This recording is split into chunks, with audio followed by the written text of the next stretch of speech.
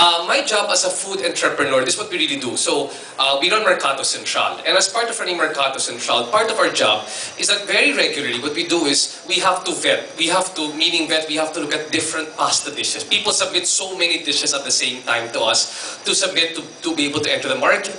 But you can't join the market if the product is already duplicative. Ibig sabihin yan, if there's already a similar product in the market, we don't accept you.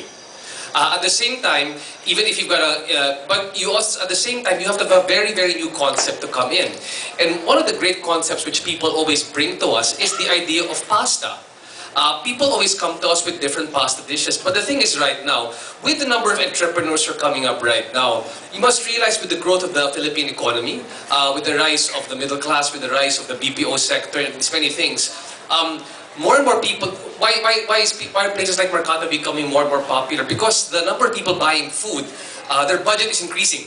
So they're buying a lot more dishes right now, and they're veering away, let's say, maybe from rice, because they're realizing right now that pure white rice is not something that is good. It's almost like a simple carbohydrate, like the doc was saying earlier on. So they're shifting to things like pasta. So people are really looking for alternatives to regular pasta dishes, which is great, and that's why I'm sharing this with all of you right now. And when I was listening to the talk and I was absorbing everything, it's nice to figure out that, wow, so nowadays we can actually look at different permutations of pasta dishes which we can create. Like for me, when they started talking about the idea of citrus dishes, that's a nice new thing.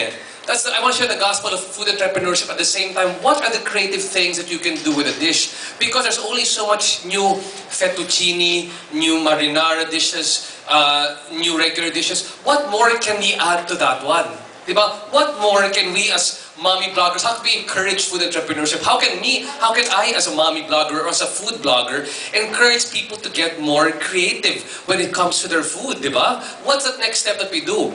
And the most interesting thing about this one is that, again, I was looking at the history that Karen was sharing about pastas, diba?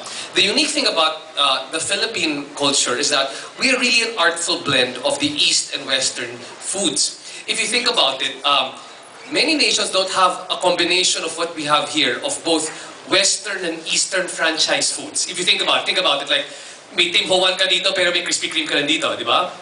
Not many countries are that willing to accept that large a variety of Eastern and Western dishes. But here we have, and it even comes, it also moves forward to the idea of pasta.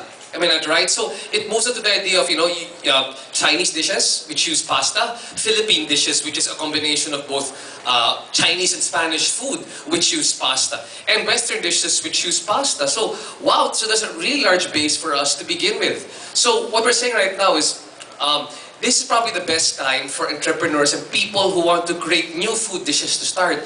Why is that? Aside from Philippines becoming a real foodie destination nowadays, in fact, one of the trends that was identified by my partner Anton Diaz of Our Awesome Planet, also a fellow blogger of yours, is that Filipino dishes is becoming the next big thing.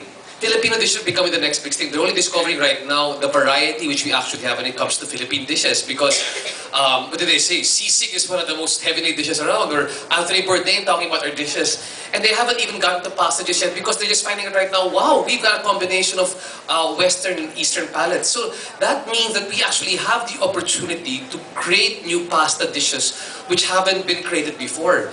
And we really need to put up these new and where can we seek inspiration for our pasta dishes? There are many sources. Number one is we can look at history. Okay, what another popular trend coming out right now in terms of Filipino food dishes right now is looking at heirloom or traditional recipes. What are the places which are becoming big when it comes to pasta, or when it comes to local dishes or Filipino dishes? You look at places like Sarsa by Chef JP Anglo, Baladutum by Chef Claude Tayam.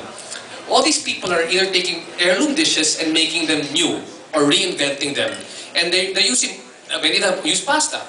At the same time, what can you deliver? What can we look at in terms of our Philippine history where we can bring pasta to the forefront? Because if you look at what's most popular about Philippine cuisine, I think it's about time for us to say adobo is good, kare-kare is good, but there are good dishes from Bicol. There are good dishes from Pampanga. There are good dishes from Zamboanga. There are good dishes from small pockets here in the Philippines, and people have yet to explore those recipes and bring them over here and using pasta, something that's very integral to the dish. The other thing which we can also look at, because of our ability to be more flexible in terms of our taste buds being both Western and Eastern, is that what are the fusion types of pasta which we can introduce to the country, diba?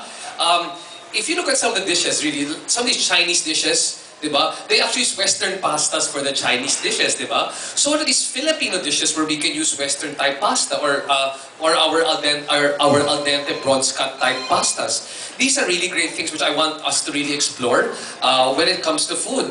And I'm just talking about all these different experiences because I know, aside from sharing really great healthy pasta from al dente, I also want to share the gospel that we can do a lot of different things with the pasta, and we can become very entrepreneurial with it as well. You know, we can, you know, if I always, my gospel always to people who come to the market who want to try out becoming entrepreneurs, cook something that you like, that you love, and then the money will just follow.